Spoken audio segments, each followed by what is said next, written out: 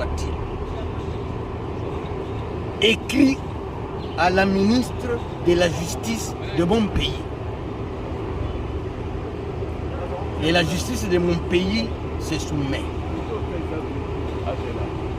C'est le monde à l'envers, à vrai dire.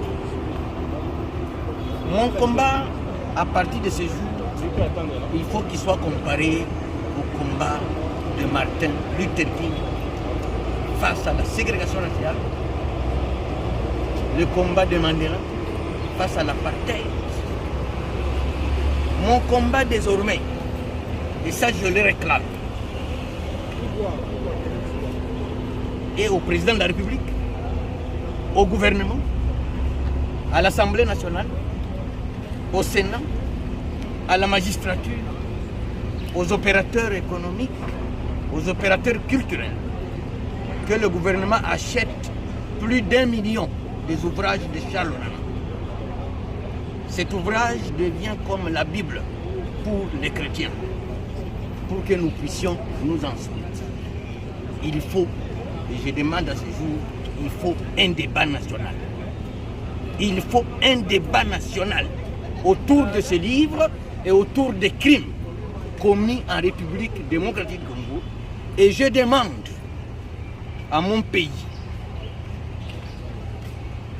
de poser la question à l'Union européenne. Comment elle peut s'indigner de mes propos et ne s'est jamais indignée des morts, des millions de morts? Quel est le rôle de l'Union européenne dans notre extermination? J'interpelle Congolaises et Congolais. Tout celui qui a un seul œil, je lui en ajoute un deuxième.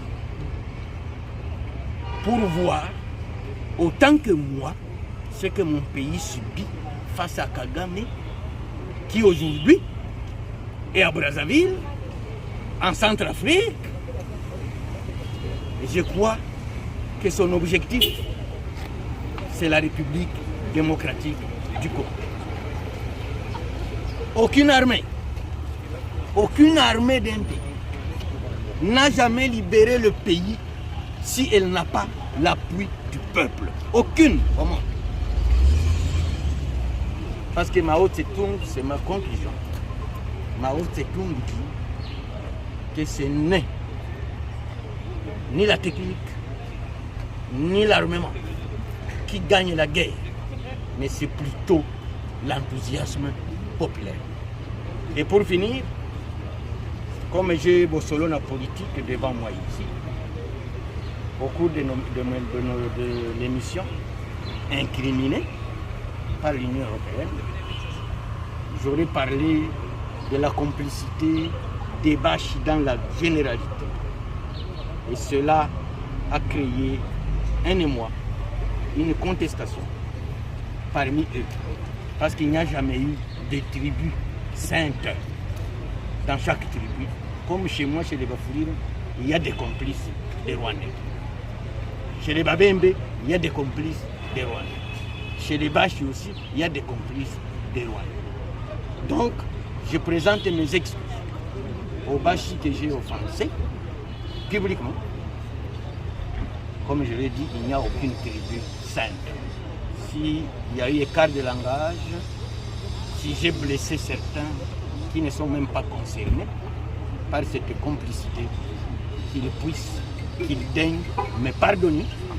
Mais j'insiste que le président du M23 s'appelle Bertrand Bisimwa.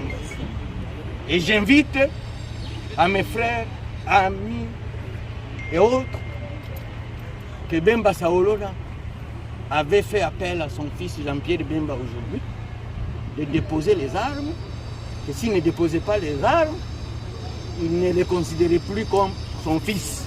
Je demande au Bashi de demander à Bertrand Bisimwa que ce qu'il est en train de faire là-bas suive leur tribu. Je vous remercie. Merci.